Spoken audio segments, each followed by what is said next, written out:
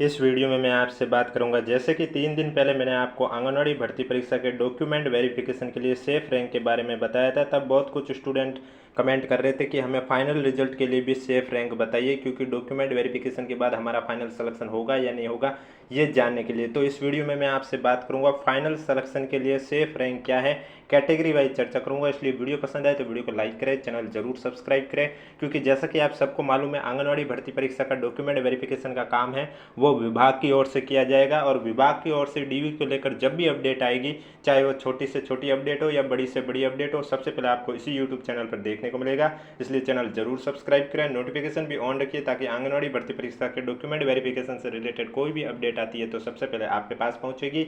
और इसके अलावा अगर अभी तक आपने हमारा टेलीग्राम ग्रुप ज्वाइन नहीं किया तो लिंक नीचे डिस्क्रिप्शन में दिया हुआ, आप जाके ज्वाइन कर सकते हो। और डॉक्यूमेंट वेरिफिकेशन से पहले आपके जो स्क्रूटनी फॉर्म है वो बोर्ड द्वारा फिल करवाए जाएंगे एसएसओ आईडी के माध्यम से। और वो जब भी फिल करवाए जाएंगे, कितने दिन के लिए विंडो ओपन रहेगी, कैसे फिल करना है, ये जब भी अपडेट आएगी आपको इस यूट्यूब चैनल पर बता दी जाएगी। यानी कि टोटली आंगनवाड़ी भर्ती परीक्षा से रिलेटेड, डीबी से रिलेटेड छोटी से छोटी या बड़ी से बड़ी अपडेट आपको जाननी है तो हमारे चैनल से जुड़े रहिए। चैनल जरूर सब्सक्राइब करें, नोटिफिकेशन भी ऑन रखिए, ताकि डीबी से रिलेटेड में कोई भी अपडेट लेके आऊँ सबसे पहले आपके पास पहुंचे। तो चलिए वीडियो स्टार्ट करते हैं, जिसमें मैं आपसे बात करूंगा safe rank category wise final selection के लिए। अब वो अलग बात है, डीवी के समय जिनके पास अनुभव का डॉक्यूमेंट नहीं होगा तो वो बाहर हो जाएंगे, फिर उनके जगह उनके जो पीछे की सीट के स्टूडेंट रह जाएंगे वो उस सीट को फिल कर देंगे, वो अलग बात है। तब आपको हो सकता है आप जो मैं रैंक बता रहा हूँ उससे बाहर की रैंक में हो तो भी आपका सिलेक्शन हो सकता है। ये डिपेंड करता है कि आपसे पहले जो स्टूडेंट है उनमें से अनुभव प्रमाण पत्र किन के पास है। क्योंकि बहुत स्टूडेंट को ये डाउट है कि हमारी रैंक तो 800 पे है, सपोज दैट कोई रैंक है 800 और हमसे पहले जो जितने पद थे उतने पदों पर स्टूडेंट आ चुके हैं, लेकिन उनमें बहुतों के पास अनुभव का सर्टिफिकेट नहीं है। तो मैं बता देता हूं, जिनके पास अनुभव दो जो आंगनवाड़ी भर्ती परीक्षा की शैक्षणिक योग्यता में स्पष्ट रूप से लिखा हुआ है कि कम से कम 10 साल का अनुभव होना चाहिए। और इस प्रमाण पत्र की जो तिथि है, सर्टिफिकेट पर जो डेट है, वो आपके एप्लीकेशन फॉर्म की जो अंतिम तिथि थी उससे पहले की होनी चाहिए। और जिनके पास ये नहीं होगा उन्हें डीवी में ही बाहर कर दिया जाएगा, फाइनल सिलेक्शन उनका नहीं होगा। क्योंकि फाइनल सिलेक्शन के लिए योग्यता कंपलसरी थी कि आपके पास 10 साल का अनुभव भी होना चाहिए। परीक्षा भले ही बिना अनुभव की आपने दे दी हो, लेकिन फाइनल सिलेक्शन के लिए जब आपसे सर्टिफिकेट मांगा जाएगा तब आपके पास नहीं होगा तो आपको वहां से भी बाहर कर दिया जाएगा। तो अब मैं सेफ रैंक बताने जा रहा हूँ कैटेगरी वाइज। सबसे पहले तो मैं बात करूंगा आपको अपनी रैंक कैसे चेक करनी है, कैटेगरी वाले स्टूडेंट है उनको कैसे चेक करनी है। तो जैसा कि आप सभी को मालूम है आंगनवाड़ी भर्ती परीक्षा 200 पहले 202 पद थे और इसमें 52 पद और ऐड किए गए थे। अब वो 52 पद से कौन सी कैटेगरी को कितना लाभ हुआ इस पर भी मैंने वीडियो में चर्चा कर दी थी। जब आपके 19 तारीख को पदों का वर्गीकरण आया था तभी मैंने चर्चा कर दी थी। तो 52 पद और ऐड होकर अब हो गए 254 पद, जिसमें से 213 है आपके नॉन टीएसपी के और 41 पद है आपके टीएसपी के। तो अब मैं कैटेगरी वाइज चर्चा करूंगा। उससे पहले वीडियो को लाइक नहीं किया तो एक बार वीडियो को लाइक कर लीजिए और चैनल जरूर सब्सक्राइब कर लीजिए। सबसे पहले बात करूंगा नॉन टीएसपी की और उसके बाद बात करूंगा टीएसपी की, और आपको कैसे चेक करना है वो भी मैं आपको बताऊंगा। तो फाइनल सिलेक्शन के लिए आपको ये देखना है कि अगर आपकी जो रैंक है, जो पीडीएफ 20 सितंबर को रिजल्ट जारी हुआ था उसमें पीडीएफ जो आई थी, उस पीडीएफ में रैंक में ओवरऑल में अगर आपकी रैंक 63 के अंदर आ रही है तो आपका फाइनल सिलेक्शन श्योर होगा। फिर चाहे आप कौन सी भी कैटेगरी से हो, चाहे आप ओबीसी से हो, एससी से हो, एसटी से हो, एमबीसी से हो, ईडब्ल्यूएस से हो, किसी भी कैटेगरी से हो, अगर आपकी रैंक 63 टॉप की 63 के अंदर आ रही है तो आपका फाइनल सिलेक्शन पक्का होगा। अब आगे के जो कैटेगरी वाले स्टूडेंट है वो अपनी रैंक कैसे चेक करेंगे, अगर वे ध्यान रखना आपको बस कि आपकी जिस भी कैटेगरी के स्टूडेंट हो, चाहे वो आप जैसे कि मान लीजिए आप ओबीसी कैटेगरी से हो, तो ओबीसी कैटेगरी वालों को जो काउंट करनी है रैंक वो 63 के बाद से काउंट करनी है। किसी भी कैटेगरी की, ओबीसी हो, एससी हो, एसटी हो, 63 के बाद से आपको काउंट करना है। क्योंकि 63 तक आपकी कैटेगरी के भले ही स्टूडेंट हो वो जनरल से काउंट हो चुके हैं। अब आपको आपकी कैटेगरी के काउंट करने हैं तो आपको 63 के बाद काउंट करने और कितने तक काउंट करने वो भी आगे जानकारी दूंगा। उससे पहले कोई भी डाउट है तो नीचे कमेंट बॉक्स में बता दीजिए। और कट ऑफ के एनालिसिस करना है तो हमें कमेंट बॉक्स में आप जरूर बताएं कि आपके जो नंबर है वो कितने आए हैं और आपकी कितनी रैंक है, कैटेगरी कौन सी है, जिससे कि मैं कैटेगरी वाइज कट ऑफ भी चर्चा कर सकता हूं आपके एनालिसिस के आधार पर, और वो 1-2 दिन में भी वीडियो बना सकता हूं अगर आपने हमें सही सही जानकारी ये 3 दी कि रैंक कौन सी है, कैटेगरी कौन सी है और आपके मार्क्स कितने हैं। जिससे कि हम कैटेगरी वाइज सभी स्टूडेंट को अलग अलग कैटेगरी वाइज में बांट कर पता लगा सकते हैं कि कट ऑफ है वो कितनी तक गई थी।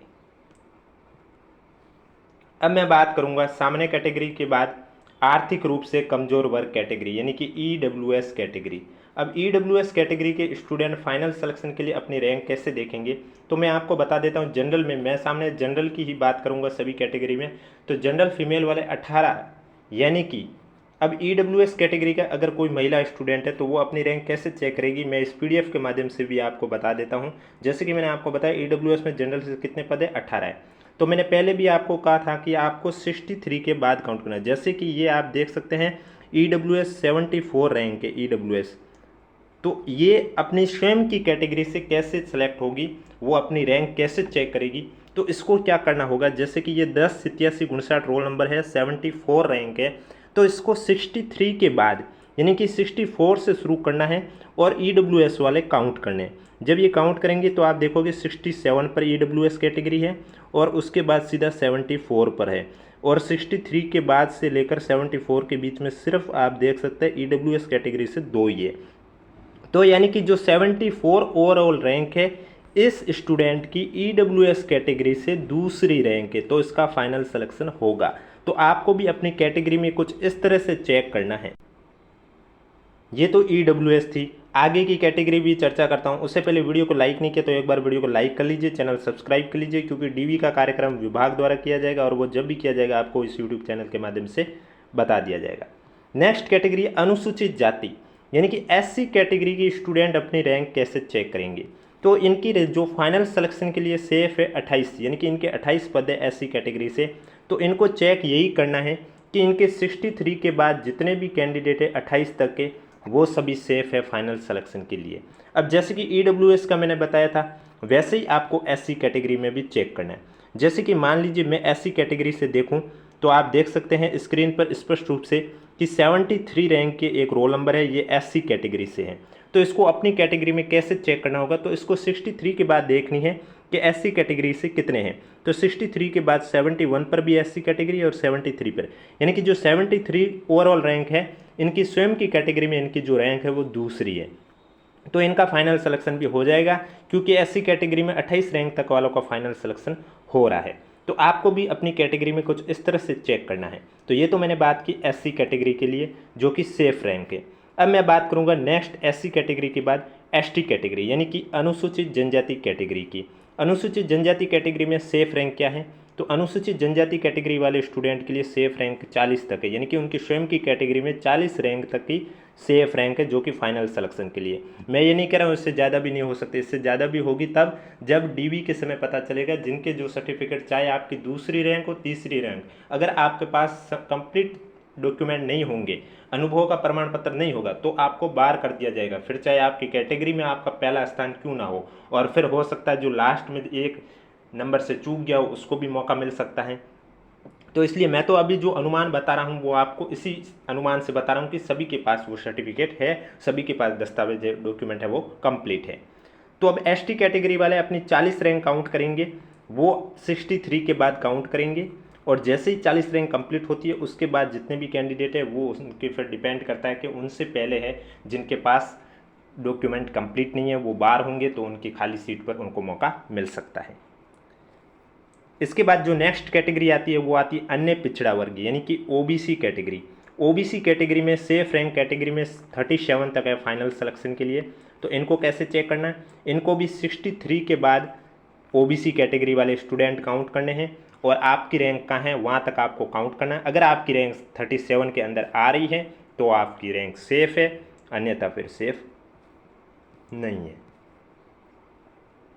अति पिछड़ा वर्ग यानी कि एमबीसी कैटेगरी की फीमेल जनरल की, इनके लिए सेफ रैंक 9 तक है कैटेगरी में, यानी कि आपको भी 63 के बाद काउंट करना है कि एमबीसी कैटेगरी की कितनी है और आपके रोल नंबर से पहले कितनी है। अगर आपका नाम 9 रैंक के अंदर आ रहा है तो आप सेफ जोन में हो फाइनल सिलेक्शन के लिए। इसके बाद मैं बात करूंगा टीएसपी की। अभी जो मैंने बात की वो नॉन टीएसपी की है, इसके बाद मैं बात करूंगा आपकी टीएसपी की। टीएसपी में बात करें तो टीएसपी में जैसे कि नॉन टीएसपी में मैंने कहा टॉप के 63 स्टूडेंट है वो फाइनल सिलेक्शन के लिए है, तो इसी तरह टीएसपी में जो टॉप की 20 रैंक वाले स्टूडेंट है, फिर चाहे वो एससी कैटेगरी से हो या एसटी कैटेगरी से हो, वो फाइनल सिलेक्शन के लिए सेफ रैंक है उनकी टॉप 20 के। अब आपको अगर एससी या एसटी से देखनी है तो 20 रैंक के बाद से काउंट करना होगा, क्योंकि 20 रैंक के अंदर अगर आपकी कैटेगरी के है, एससी के हो चाहे एसटी के, वो जनरल से काउंट हो चुके हैं। तो अब आपको फाइनल सिलेक्शन के लिए कैसे देखना है, अगर आप अनुसूचित जाति से हो यानी कि एससी कैटेगरी से हो तो इसमें जनरल की जो फीमेल की एक ही पोस्ट है, तो आपको ये देखना है कि 20 रैंक के बाद आपके रोल नंबर क्या पहला नंबर पर आ रहा है तो आप सेफ रैंक है, नहीं है फिर तो आपकी सेफ नहीं है। और लास्ट है एसटी अनुसूचित जनजाति।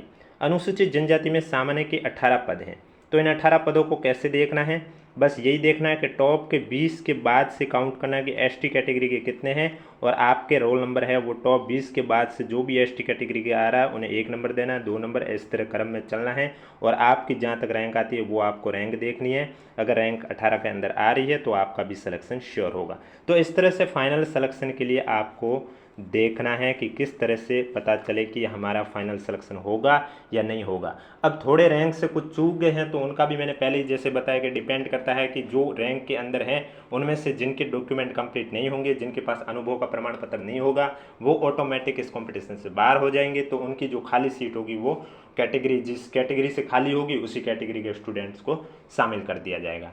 अब डीवी का प्रोसेस होता है उसके लेकर मैं कल एक अलग से वीडियो बताऊंगा इसी यूट्यूब चैनल पर कि डीवी में कैसे होता है। जैसे कि अभी आप देख रहे हो संगणक भर्ती परीक्षा का डीवी चल रहा है, जूनियर अकाउंटेंट भर्ती परीक्षा का भी चल रहा है, एग्रीकल्चर सुपरवाइजर का भी अभी हुआ था। तो इनका जो डीवी प्रोसेस क्या हो रहा है, उनमें डीवी के अंतर्गत क्या क्या दस्तावेज मांगे जाते हैं, दस्तावेज कम हो जाए तो क्या उन्हें मौका दिया जाता है, ये संपूर्ण चर्चा मैं कल आपको इसी यूट्यूब चैनल पर आंगनवाड़ी भर्ती परीक्षा से रिलेटेड से भी करूंगा। इसलिए चैनल जरूर सब्सक्राइब करें, नोटिफिकेशन भी ऑन रखिए, ताकि मैं आंगनवाड़ी भर्ती परीक्षा के विभाग की ओर से या बोर्ड की ओर से जब भी कोई छोटी से छोटी या बड़ी से बड़ी अपडेट आती है तो आपको इस यूट्यूब चैनल के माध्यम से बता दूंगा। नोटिफिकेशन भी ऑन रखना। और इसके अलावा अगर अभी तक आपने हमारा टेलीग्राम ग्रुप ज्वाइन नहीं किया है तो लिंक नीचे डिस्क्रिप्शन में दिया हुआ, आप जाके ज्वाइन कर सकते हो।